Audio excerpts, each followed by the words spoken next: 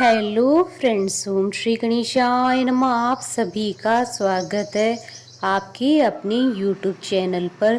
Friends, आज हम आपको इस वीडियो में बताने जा रहे हैं अश्विन मास की शुक्ल पक्ष की विनायक चतुर्थी का शुभ मुहूर्त, पूजा विधि, महत्व और सर्व कार्यों की सिद्धि के उपाय और विनायक चतुर्थी की पौराणिक व्रत कथा के बारे में।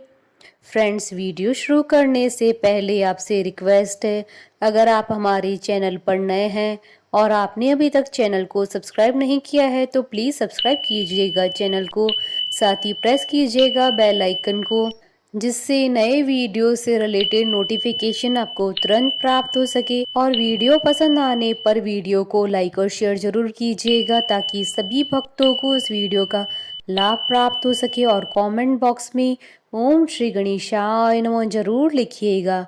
हिंदू पंचांग के अनुसार हर महीने में 2 चतुर्थी तिथि आती है जिन्हें भगवान श्री गणेश जी की तिथि माना जाता है। प्रत्येक माह में शुक्ल पक्ष की चतुर्थी तिथि को विनायक चतुर्थी कहा जाता है। मान्यताओं के अनुसार इस दिन भगवान गणेश जी की पूजा करने से मनचाहा वरदान प्राप्त होता है। विनायक चतुर्थी को वरद विनायक चतुर्थी भी कहते हैं। मान्यता है कि इस दिन भगवान गणेश जी की पूजा अर्चना करने से जीवन के सारे संकट दूर हो जाते हैं।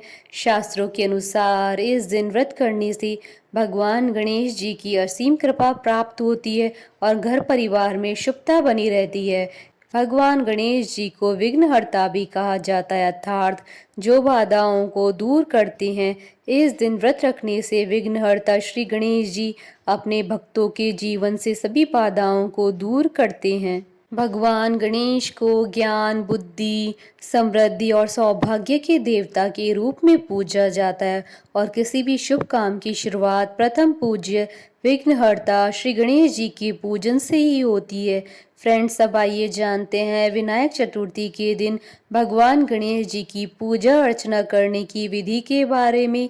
इस दिन बहुत से लोग उपवास करते हैं और पूरे विधि विधान से भगवान गणेश जी की पूजा करते हैं। पूजा में पंचामृत, चंदन का लेप, लाल गुड़हल या कोई अन्य फूल, दूर्वा, कुमकुम, अगरबत्ती और धूप आदि भगवान गणेश जी को अर्पित किया जाता है। प्रातः काल उठकर स्नान करें, इसके बाद मंदिर वाले स्थान की साफ सफाई कर भगवान गणेश जी की मूर्ति स्थापित करें। अब दीप जलाकर भगवान गणेश जी को सिंदूर से तिलक लगाकर दूर्वा अर्पित करें। भगवान गणेश जी की आरती करें, लड्डू या मोदक का भोग लगाएं।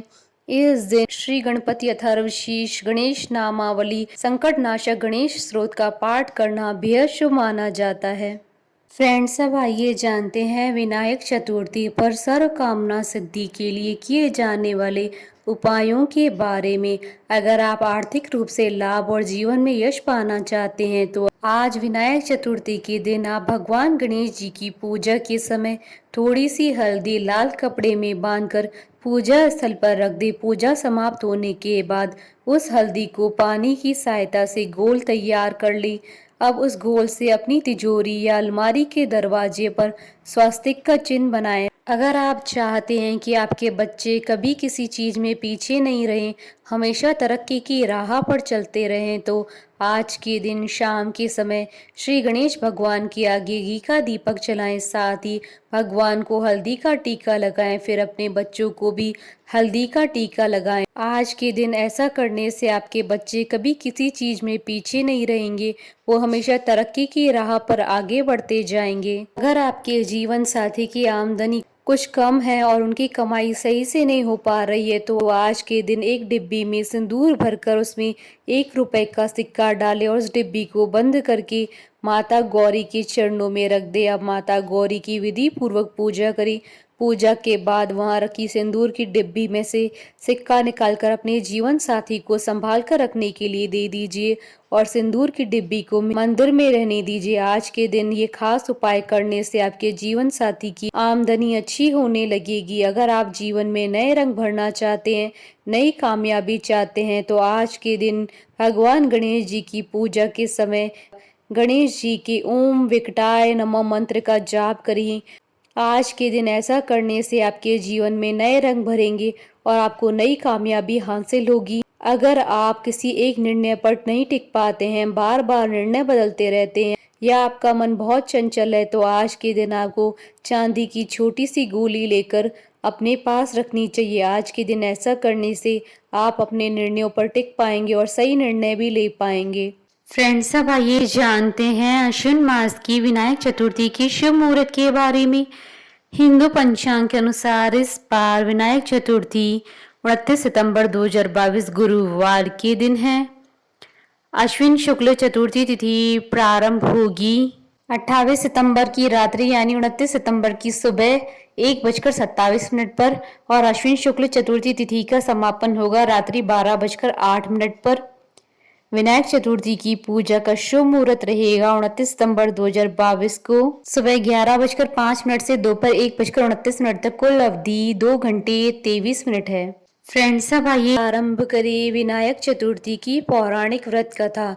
एक समय की बात है, विष्णु भगवान का विवाह लक्ष्मी जी के साथ निश्चित हो गया। विवाह की तैयारी होने लगी। सभी देवताओं को निमंत्रण भेजे गए, परंतु गणेश जी को निमंत्रण नहीं दिया। कारण जो भी रहा हो, अब भगवान विष्णु की बारात जाने का समय आ गया। सभी देवता अपनी पत्नियों के साथ विवाह समारोह में आए। उन सब ने देखा कि गणेश जी कहीं दिखाई नहीं दे रहे हैं। तब वे आपस में चर्चा करने लगेगी, क्या गणेश जी को नहीं न्योता है या स्वयं गणेश जी नहीं आए हैं। सभी को इस बात पर आश्चर्य होने लगा। तभी सभी ने विचार किया कि विष्णु भगवान से ही इसका कारण पूछा जाए। विष्णु भगवान से पूछने पर उन्होंने कहा कि हमने गणेश जी के पिता भोलेनाथ महादेव को न्योता भेजा है। यदि गणेश जी अपने पिता के साथ आना चाहते हैं तो आ जाते, अलग से न्योता देने की कोई आवश्यकता नहीं थी।